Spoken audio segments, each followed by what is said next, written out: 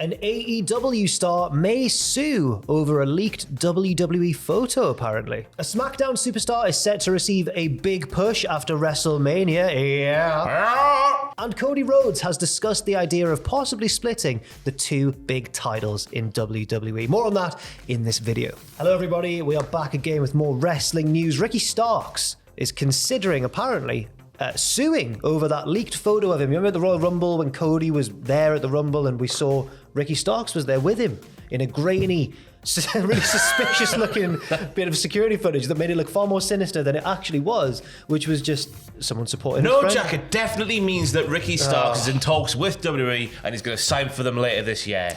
Well, apparently. Yes, it does. I mean, it did cause a stir online, and it also led to a few jokes between Ricky Starks and Swerve Strickland on a live edition of the Swerve City podcast, which took place back on the recent Chris Jericho cruise. What are you laughing at? Made me laugh there. The cruise. It sounds like you should be working for the Chris cruise. Jericho cruise. This is what Ricky Starks had to say when he said, "What y'all do care about is where I go in my off time and what other pay-per-views I show up at. Leave me alone. You gotta have real friends. Support real friends. Whoa. The picture is great. It's so good. I look so sorry, not Jack. That's him there. Like I'm about to rob a bank." To be fair, he does look Jack, brother. That's a swole boy. What's the difference between looking really swole and about to rob a bank? He's like loitering behind the businessman, and Cody's going to take some cash out, and then he's going to rob Cody, isn't he? That's true. Yeah.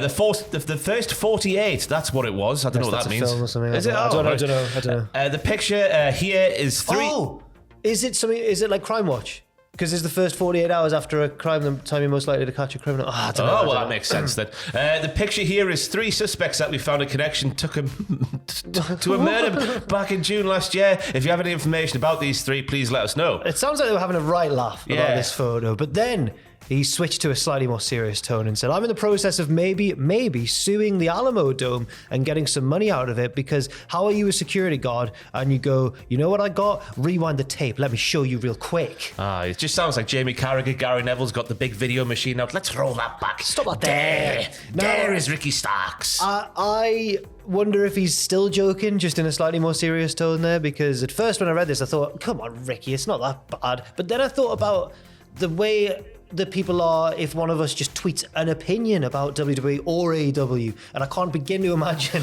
the stick he got for actually showing up at a WWE event while an AEW contracted and especially star. with Cody, who is the face of, turning his back on the revolution. Yeah, the Judas in our minds. Yeah, exactly. So maybe, you know what, maybe he's got a point there, because it probably did cause him a lot of strife. Yeah, you got to imagine Tony Khan maybe had a word with him just off the back of that. God. It just makes you think, like, how did that security footage get out there? Because we don't see security footage getting published willy-nilly, do we? No, that is true. He does have a point, and we'll have to see where it goes if he is indeed being serious with this, and we'll have to see what happens.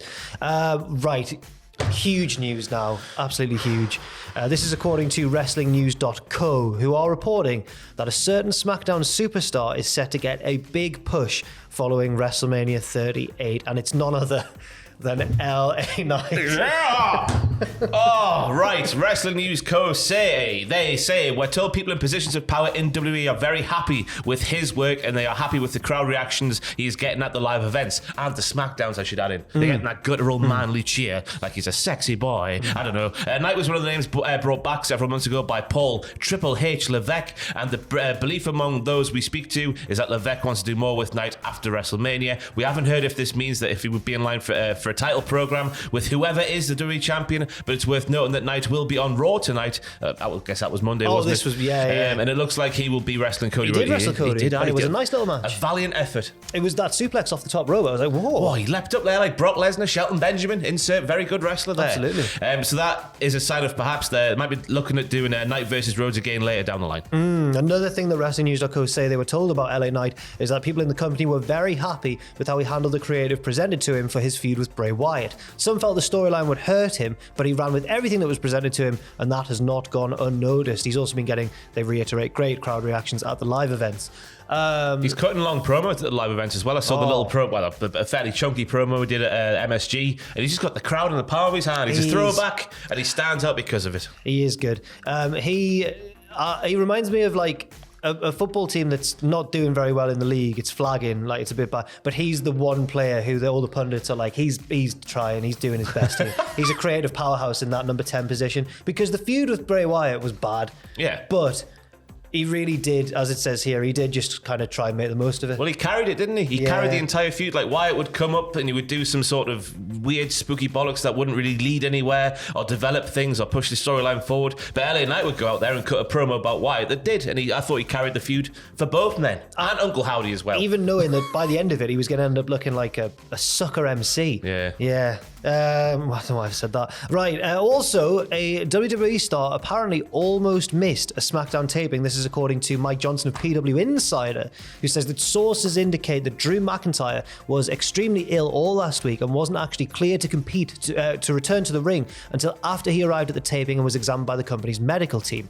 Had Drew not been cleared, there would have been another substitution in that 5-way match that happened on last week's SmackDown, although they haven't heard what talent that would have been. So this is the second time I can at least remember in recent months that Drew's been reported as working through an illness and really going above and beyond, I suppose. Yeah, and fair play to him for wanting to push through. I guess he's got that old-fashioned wrestler's mentality. I guess, well, maybe all the wrestlers do. Maybe he's the one who shows it more than most. I don't know. Possibly. Fighting through the pain. I mean, they've also added here, of PW Insider, that McIntyre, who worked all the live events post-SmackDown, has received a lot of respect for how hard he has worked for the company, even when under the weather or working banged up over the last year. He's very much a locker room leader in that regard. And you can see why. Yes. He's got that presence about him, hasn't he? But also, like, in our minimal sort of interactions with Drew McIntyre, he always came across as quite a nice guy as well. Yeah, he was a nice guy. Yeah. He gave us the time of day, and that shows what kind of a guy he is. People would come in the ring and take pictures with us, and he'd stand there and let it happen. I thought, you're Drew McIntyre. You should be claymoring us across this arena. Yeah. Yes. But he's too scared. He was scared of us. Yeah. But no, fair play to Drew, and hopefully he's doing all right. He's been cleared for a return to the ring, which is a good sign. And hopefully he's on the mend as well. And it's good that actually like saying, whoa there, steady on now, Drew. We'll make sure you're fine before sending you out there. It's good to see that that's now commonplace in the wrestling. Yes, absolutely. Now, Cody Rhodes has talked about the notion of possibly splitting the Universal title and the WWE title following WrestleMania, should he win that match against Roman Reigns. He was speaking about this on the Bart Winkler show. What a fantastic surname. What it will take for the titles to eventually be separated is, this happened in boxing years ago, maybe whoever is coming out of WrestleMania. Obviously, I want to say that with the most confidence in the world, that it's going to be me, but maybe who leaves WrestleMania, it's time for perhaps management to step in and make that call, so you never put it on potentially me or potentially Roman Reigns to say, I want this one more than the other. So that makes sense. Yeah, he's saying like the wrestlers will care too much about both those belts. It's going to have to be management who steps in and says, right, now that's enough. One of these has to be split. But it's obvious that Cody cares about the WWE title more than the Universal. It's obvious. That's the one that Dusty had on his mantelpiece. He tries to kind of hand wave that. He says, of course, the fan in me, I want my hands on the WWE Championship. It's the one that Dusty Rhodes never got. But it would take someone telling me we have to go this way. Both brands need a title. Once you have them, Roman Reigns threw them down in front of me the other day, and I felt my heart jump. For real. How I sincerely love these title belts that I've never touched. It's a good time for maybe management to step in. If they did, I'd be all about it. So, I mean, Cody's lying. He doesn't care about the Universal title. Cody wants the WWE title. He doesn't want that big, silly blue one. He just wants the proper one. Yeah. So garish. Yeah. So, no, Cody there being very fair and saying that he loves both those titles so much that if he won them, it has to be management who stepped in. I think they could also do a thing where someone challenges, there's some circumstance where someone challenges for one of the belts, someone challenges for the other one, and then the champion only loses one of those two matches. Yeah, I'm just trying to, because you got to think that maybe he was told, like, maybe drop a little hint here and there, don't go into business for yourself, brother, as I try to hold a sneezing on the news video. Elephant, and it's gone. It works every single time. Maybe they're just hinting it, that's what they're going to do, management coming in. I'm not saying like the authority come back and just go, Cody, we're taking that belt off you and just completely like emasculate them just like that. Yeah. But they could do a storyline where that sort of thing happens. They could certainly do that.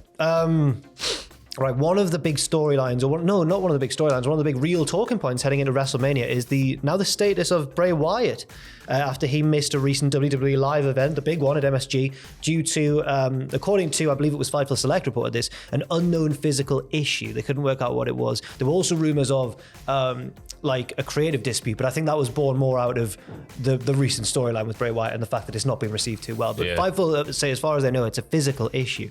Now, this has led to some question marks surrounding whether him versus Bobby Lashley will indeed go ahead at WrestleMania. And the match is still planned to go ahead according to Dave Meltzer, but apparently someone's been trying to shoehorn themselves in the mix. Whoa, radio. It's Matt Cardona, everybody, who has been on the Twitter machine saying, my last at WWE match, ? And my first match back. He might be asking, what was his last match with the company? As Zack Ryder, obviously. That was a match with Bobby Lashley that lasted just over 3 minutes on a 2020 episode of WWE Raw. Wow. Now, because this is Matt Cardona, formerly known, of course, as Zack Ryder in WWE, I would suggest that this is not something that the WWE have greenlit and said, you get yourself involved and try and build some hype for this feud we might put you in. Because Matt Cardona, as we all know, is the master of self-promotion. Yeah. So I think he's possibly just doing this on his own back. Yeah, and I don't think we should nail our flag to any sort of mast and just say that's exactly what he's done. Because you never know what's coming with Matt Cardona, do you? This could be real, or this could be him just trying to get some new eyes on him on Twitter. He's good at that, as you say. He could be Uncle Howdy. No, he couldn't. All along. It's Bo Dallas. He's slightly too small, I think, to be Zack Ryder. It's the same shaped head as Bo Dallas. Same shaped head? Yeah. The proportion of forehead to lower face is Bo Dallas. I've seen people compare the mouth and the beard area as and he's got the dangly little earring of Bo Dallas. What you think they take that out? Let's stop talking about Matt Cardona as Uncle Howdy. Okay, sorry. Matt Cardona's a massive man as well. He's a big boy. Yes, he is. To be honest, he's not been confirmed back in WWE yet. Just a lot of people are assuming that he'll eventually end up there again because Chelsea Green is back. They are not only together, but they were working very closely together in the ring on the independent scene, so it just makes sense. And especially the work he's been doing over the past couple of years, especially having him come back as Matt Cardona and not Zack Ryder, because I think largely with the fans that'll know Zack Ryder, is that a bit of a dead brand? I would argue it probably is, but as Matt Cardona, it's a completely different story. Well, he's more of a vicious heel as Matt Cardona, or is he more of a wind-up? He winds up the marks out there. Thank you very much for watching this video.